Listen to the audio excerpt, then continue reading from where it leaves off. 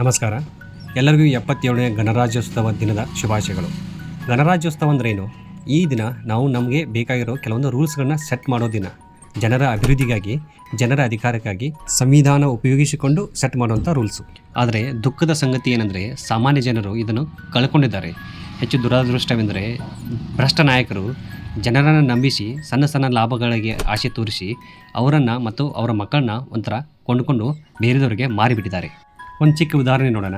ಶಿಕ್ಷಣ 10-15 ವರ್ಷಗಳ ಹಿಂದೆ ಶಿಕ್ಷಣಕ್ಕೆ ಕಡಿಮೆ ಮಹತ್ವ ಇತ್ತು. ನಾವೆಲ್ಲ ಕಲಿತಾ ಇದ್ದರು, ಅವಾಗ ಅಷ್ಟೊಂದು ಜಾಸ್ತಿ ಇಂಪಾರ್ಟೆನ್ಸ್ ಕೊಡ್ತಾ ಇರಲಿಲ್ಲ. ಇವಾಗ ಪ್ರತಿಯೊಬ್ಬ ಮನೆಯಲ್ಲಿ ಹೆಚ್ಚು ಕಡಿಮೆ ಇಂಗ್ಲೀಷ್ ಮೀಡಿಯಮಲ್ಲಿ ಕೋಚಿಂಗಲ್ಲಿ 5-10 ಪಟ್ಟು ಜಾಸ್ತಿ ಖರ್ಚು ಮಾಡ್ತಾ ಇದ್ದಾರೆ ಮಕ್ಕಳ ಮೇಲೆ. ಯಾಕೆ? ಎಜುಕೇಷನ್ ಆಗಲಿ ಅಥವಾ ನಮ್ಮ ಮಕ್ಕಳು ಚೆನ್ನಾಗಿ ಸಾಲಿ ಕಲಿಯುವ ಅಂತ. ಒಳ್ಳೆಯದು, ಶಿಕ್ಷಣದ ಮೇಲೆ ಏನು ಖರ್ಚು ಮಾಡ್ತಾ ಇದ್ದಾರೆ ಒಳ್ಳೆಯದು. ಆದರೆ ಸಾಧನೆಗಳನ್ನ ನೋಡಬೇಕಾದ್ರೆ 10-15 ವರ್ಷಗಳ ಹಿಂದೆ ನಮ್ಮ ಹಳ್ಳಿಗಳಲ್ಲಿ PSI ಗಳಾಗಿದ್ದಾರೆ, ಡಾಕ್ಟರ್ಗಳಾಗಿದ್ದಾರೆ, SSV ಇಂಜಿನಿಯರ್ಸ್ ಆಗಿದ್ದಾರೆ, ಶಿಕ್ಷಕರಾಗಿದ್ದಾರೆ. ಇವತ್ತು ಇಲ್ಲ. ಯಾಕಾಗ್ತಾ ಇಲ್ಲ? ಡಾಕ್ಟರ್ಗಳ ಸೀಟ್ಗಳು 1,000ರಿಂದ 2,000, 4,000 ಆಗಿದ್ದಾವೆ. ಗೌರ್ಮೆಂಟ್ ಸೀಟ್ಗಳು ಹೆಚ್ಚಾಗಿದ್ದಾವೆ. ಆದರೆ ನಮ್ಮ ಹಳ್ಳಿಗಳಲ್ಲಿ ಯಾಕೆ ಸೆಲೆಕ್ಟ್ ಆಗ್ತಾ ಇಲ್ಲ? ಎಜುಕೇಷನ್ ಮೇಲೆ ಜಾಸ್ತಿ ಖರ್ಚು ಮಾಡ್ತಾ ಇದ್ದಾರೆ, ಆದರೆ ಯಾಕೆ ಸೆಲೆಕ್ಟ್ ಆಗ್ತಾ ಇಲ್ಲ ಅಂದರೆ ಭಾಳಷ್ಟು ಕಡಿಮೆ ಆಗಿದೆ.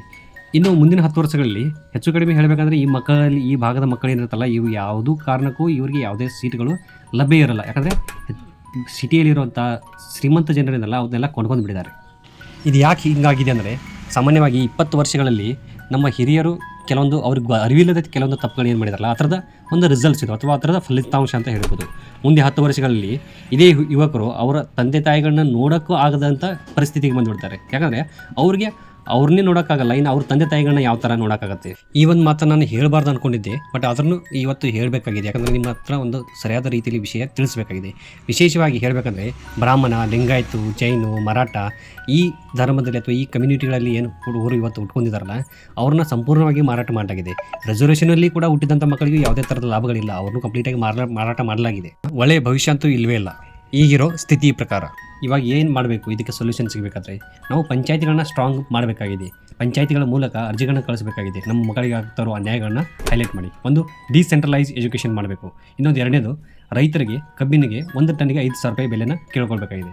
5,000 ರೂಪಾಯಿ ಏನಿದೆಯಲ್ಲ, ಇದು ಒಂದು ಕಡಿಮೆನೇ, ಆದರೆ ಇದರ 2 ಪಟ್ಟು 3 ಪಟ್ಟು ಸರ್ಕಾರಗಳಿಗೆ ಲಾಭ ಆಗ್ತಾ ಇದೆ. ಆ ಲಾಭನ ನಾವು ನಮ್ಮ ಹಳ್ಳಿ ಜನರಿಗೆ ಪ್ರತಿ ಟನ್ನಿಗೆ 5,000 ರೂಪಾಯಿ ಸಿಗೋ ಥರ ಮಾಡಬೇಕು. ಇನ್ನು ಮೂರನೇದಾಗಿ, ಚುನಾವಣೆಯಲ್ಲಿ ಮತ ಮಾರಾಟ ನಿಲ್ಲಿಸಬೇಕಾಗಿದೆ. ಮತ ಮಾರಾಟದ ಅಥವಾ ಮತ ಕೊಂಡುಕೊಳ್ಳೋದೇನಿಲ್ಲ, ಅದು ಕಾನೂನು ವಿರುದ್ಧ ಅಥವಾ ಸಂವಿಧಾನದ ವಿರುದ್ಧ. ನಾವೆಲ್ಲರೂ ಇವತ್ತು ಈ 3 ರೂಲ್ಸ್ಗಳನ್ನ ಸೆಟ್ ಮಾಡಿಕೊಂಡು ಇದರ ಮೇಲೆ ಒಂದು ಒಳ್ಳೆಯ ರೀತಿಯಲ್ಲಿ ಕೆಲಸ ಮಾಡಬೇಕಾಗಿದೆ. ಈಗಿನ ಯುವಕರಿಂದ ಈ ಎಲೆಕ್ಷನ್ಗಳಲ್ಲಿ ಏನು ದುಡ್ಡು ಕೊಟ್ಟು ಎಲೆಕ್ಷನ್ಗಳನ್ನ ಗೆಲ್ತಾ ಇದ್ದಾರಲ್ಲ, ಅವ್ರಿಗೆ ಒಂದು ಮುಂದಿನ ದಿನಗಳಲ್ಲಿ ತುಂಬ ತೊಂದರೆಗಳಾಗುವ ಚಾನ್ಸಸ್ ಇದೆ.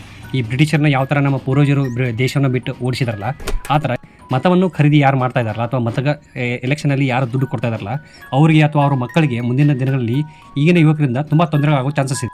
ಅದಕ್ಕಾಗಿ ಯಾರೋ ಮಾಡಿದ ತಪ್ಪಿಗೆ ಅವ್ರ ಮಕ್ಕಳು ನಾಳೆ ತೊಂದರೆಗಳು ಆಗಬಾರ್ದು ಅಂತ ಹೇಳಿ, ನಮ್ಮ ಊರಲ್ಲಿ ಈ ಥರದ ಘಟನೆಗಳು ಆಗಬಾರ್ದು ಅಂತ ಹೇಳಿ ನಾವು ಇವಾಗಲಿಂದಲೇ ಪ್ರಿಕಾಷನ್ನ ತೊಗೊಂಡು ಮತ ಖರೀದಿಯನ್ನು ನಿಲ್ಲಿಸಿಬಿಡೋಣ.